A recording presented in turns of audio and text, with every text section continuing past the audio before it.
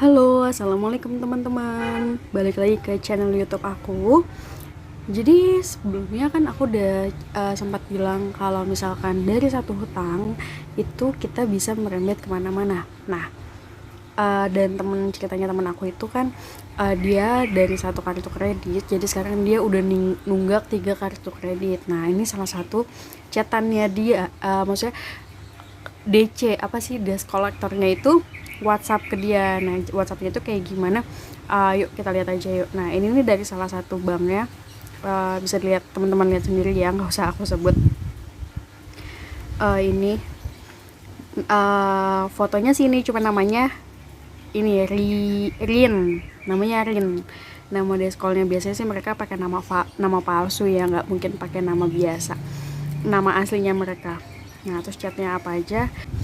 Sebelumnya deskolnya ini udah sering WhatsApp ke teman aku, cuman ini baru sempat dibales, dan ini chat sebelumnya udah udah dihapus sama teman aku karena dia ngerasa takut gitu kan, tertekan mungkin ya. Dan udah aku bilangin gak usah takut, jadi kalau misalkan ada yang WhatsApp atau ada yang telepon atau mungkin ada yang datang, itu kita hadapin aja, terus kita cerita emang keadaan kita itu seperti apa sekarang. Nah nih, seperti ini contohnya, dia nanya, desk kolektornya itu DC-nya itu nanya, gimana pak, mau dibayar kapan utangnya? Temen aku jawab, belum ada dananya pak. Nah, dibilang sama deskolnya, gini aja pak, kalau bapak mau lunasi utangnya, apa mau melunasi utangnya, apa mau cicilan pak, gitu ditanya. Dijawab lagi dong sama teman aku, katanya masih saya usahakan pak. Nah, terus dibales, gini aja deh pak, tolong pastikan di bulan depan harus ada masuk dana, karena kalau nggak ada masuk dana nanti data bapak di rolling ke orang lapangan, dan berarti harus dibayar di angka bunga denda 1 kali lunas. Tapi kalau bapak masih ada tapi kalau data bapak masih ada di saya, itu bapak bisa dibayarkan di angka minimal pembayaran, itu sudah dihapus bunga dendanya dan bisa diangsur juga pak. Dibahas lagi, saya usahakan ya pak, tapi saya nggak bisa janji. DC-nya bilang oke, baik pak, terus update info ke saya ya pak. Dan aku bilang baik pak. Nah, dari sini kita bisa ambil kesimpulan kalau misalkan ada yang WhatsApp atau ada yang telepon atau WhatsApp dan telepon sih ya, kita tuh jangan pernah ngejanjiin kapan kita mau bayar. Misalkan ditanya, kapan pak mau bayar? Oh iya, minggu depan gitu kan. Pasti dia nanya lagi, minggu depannya hari apa pak? Hari Selasa. Nah, itu kita menjanjikan waktu ke mereka. Kita sebaiknya jangan menjanjikan waktu, karena kalau misalkan kita belum ada dananya, nanti kita tuh bisa kena one prestasi karena kita sudah menjanjikan mau bayar tapi tidak bayar. Kecuali kalau misalkan desk kolektornya datang ke rumah, itu biasanya tuh kayak udah paling parah banget sih.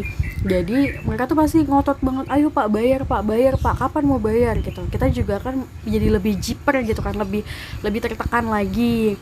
Sebaiknya sih bilang aja, memang kita ceritakan aja keadaan kita sebenarnya seperti apa.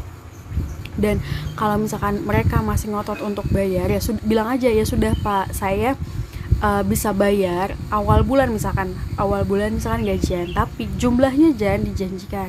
Misalkan dia bilang bapak harus bayar 500.000 gitu kan, kita nggak ada tuh dana segitu, ya udah kita bilang aja, pak saya tapi nggak bisa bayar segitu, saya bisanya hanya bayar sepersekian persennya. Nah, biasanya nanti sama pihak kolektor yang datang ke rumah itu nanti mereka kasih keringanan lagi, tapi itu kebijakan dari masing-masing individualnya kalau kita mau bayar. Tapi kalau menurut saya, kalau misalkan sudah sampai datang ke rumah, lebih baik dibayarkan saja. Takutnya beda kebijakan perusahaan itu beda-beda lagi tindakannya.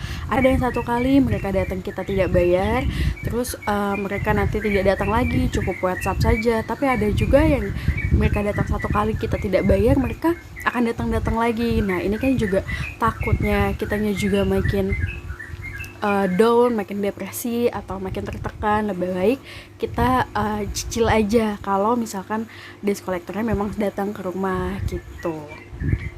Yuk teman-teman, gak usah takut, gak usah risau kalau misalkan kalian punya hutang yang menunggak seperti ini, dan bagaimana cara mengatasinya. Tonton terus video-video dari aku ya, dan jangan lupa follow dan subscribe YouTube channel aku. Terima kasih teman-teman. Assalamualaikum.